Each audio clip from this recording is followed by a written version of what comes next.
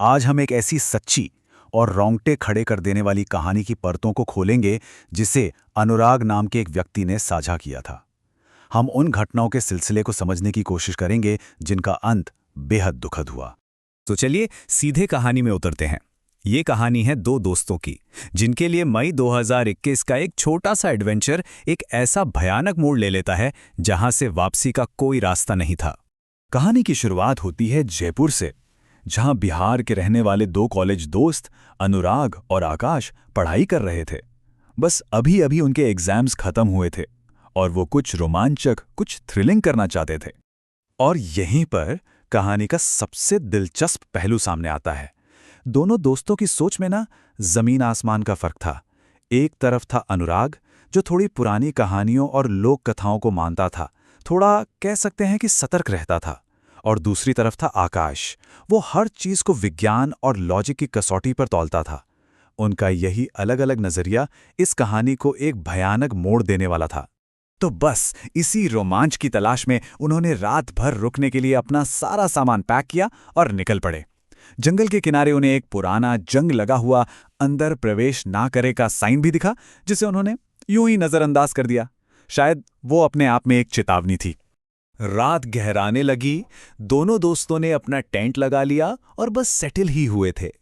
सब कुछ बिल्कुल शांत था, लेकिन तभी उनके इस एडवेंचर में एक ऐसी आवाज ने खलल डाला जिसका कोई भी तर्कसंगत जवाब मिलना मुश्किल था।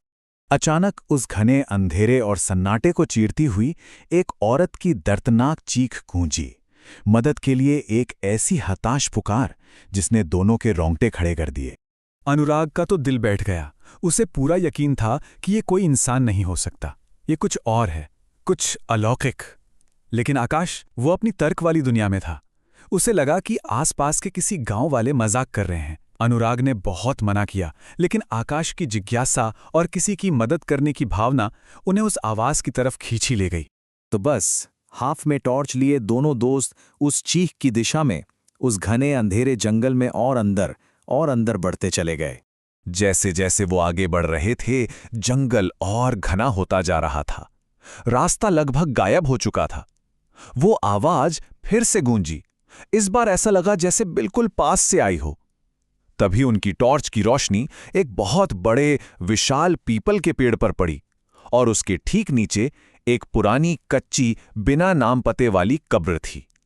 ऐसा लग रहा था मानो आवाज उसी कब्र से आ रही हो। लेकिन उनके वहां पहुंचते ही सब कुछ एकदम शांत हो गया। आकाश को अब भी पूरा यकीन था कि ये सब उनके दिमाग का बस एक वहम है, और इसी सोच के साथ उसने टेंट में लौटने से ठीक पहले उस कब्र से लगभग 20 मीटर की दूरी पर पेशाब कर दिया। कहानी के अनुसार संशयवाद से पैदा हुआ अनादर का ये छोटा सा काम उनकी सबसे बड़ी और शायद सबसे घातक गलती साबित हुआ। कुछ दिन बीत गए। जंगल की वो रात जैसे पीछे छूट गई थी और दोनों दोस्त छुट्टियां मनाने अपने अपने घर लौट आए। लेकिन आकाश के साथ कुछ बहुत गलत होना शुरू हो चुका था। वो अंधेरा उनका पीछा कर रहा था। उसके परिवार ने देखा कि आकाश में बहुत अजीब और परेशान करने वाले बदलाव आ रहे हैं। वो चुप रहने लगा था, चिड़चिड़ा हो गया था। उसकी आंखों के नीचे गहरे काले घेरे बन गए थे, और तो और रात में उसकी मां को उसके बंद कमरे से किसी लड़की के रोने की दबी दबी आवाजें सुनाई देती थीं। इन सबने परिवार को ये यकीन दिला दिया था कि ये कोई मेडिकल प्रॉब्लम नहीं है, ये कुछ और है। जब डॉक्टरों को भी उसकी बिगड़ती हालत का कोई कारण समझ नहीं आया, तो परिवार के पास पारंपरिक तरीकों से आगे देखने के अलावा कोई चारा नहीं बचा था। उन्होंने मदद के लिए अपने एक भरोसेमंद पारिवारिक पंडित जी को बुलाया। और पंडित जी के आने के बाद जो हुआ, उसने सबके होश उड़ा दिए। आकाश से जुड़ी उस अनदेखी शक्ति ने आखिरकार अपनी पहचान और 25 साल पुरानी एक त्रासदी का भयानक राज खोला।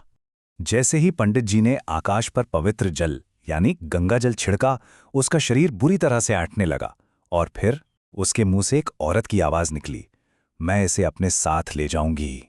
उस आत्मा ने अपनी पहचान रूपा के रूप में बताई और पंडित जी के सवालों के जवाब में उसने अपनी दर्दनाक कहानी सुनानी शुरू कर दी। तो रूपा की कहानी 25 साल पुरानी एक दुखद घटना थी। सिर्फ 16 साल की उम्र में उसकी शादी कमलेश नाम के एक किसान से हुई थी।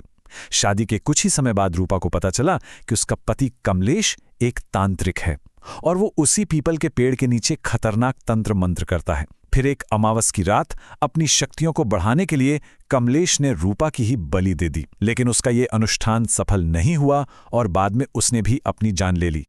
रूपा की आत्मा ने बताया कि 2 खास वजहों से वो आकाश के साथ जुड़ पाई। पहली, आकाश की शक्ल उसके हत्यारे पति कमलेश से काफी मिलती जुलती थी, और दूसरी, आकाश ने उसके कब्र के पास पेशाब करके उसकी अंतिम विश्राम स्थली का अनादर किया था। बस इन्हीं 2 वजहों ने मिलकर उसे इतनी शक्ति दे दी कि वो आकाश का पीछा कर सके। अब जब सबको असल वजह पता चल चुकी थी तो परिवार और पंडित जी ने मिलकर आकाश की जान बचाने के लिए समय के खिलाफ एक हताश और आखिरी लड़ाई शुरू की। एक के बाद एक कई कोशिशें की गईं। पंडित जी ने घर की शुद्धि के लिए कई अनुष्ठान किए। आकाश को एक अभिमंत्रित ताबीज भी पहनाया गया, लेकिन वो ताबीज अपने आप टूट गया। आखिर में उसे अस्पताल में भर्ती कराया गया, लेकिन मॉडर्न साइंस के पास भी उसकी बिगड़ती हालत का कोई जवाब नहीं था। हर कोशिश नाकाम हो रही थी। हर कोशिश के बावजूद, चाहे वो आध्यात्मिक अनुष्ठान हो या मेडिकल साइंस का सहारा, कुछ भी काम नहीं आया। आईसीयू में भर्ती होने के सिर्फ 2 दिन बाद आकाश की मौत हो गई। जंगल में एक अकेली चीख के साथ जो भयानक यात्रा शुरू हुई थी, वो एक दुखद अंत पर आकर खत्म हुई। और इस पूरी घटना में जो अकेला जिंदा बचा, अनुराग, उसके लिए ये सिर्फ एक कहानी नहीं, बल्कि एक ऐसा घाव है जो कभी नहीं भरेगा। वो आज भी खुद को दोषी मानता है और हमेशा इस बोझ के साथ जीता है कि क्या होता अगर उस रात वो आकाश को वापस लौटने के लिए मना पाता। ये कहानी हमें बहादुरी और लापरवाही के बीच की उस बहुत महीन रेखा पर सोचने के लिए मजबूर कर देती है, और ये एक बहुत मुश्किल सवाल हमारे सामने छोड़ जाती है कि अगर हम उस स्थिति में होते तो क्या करते।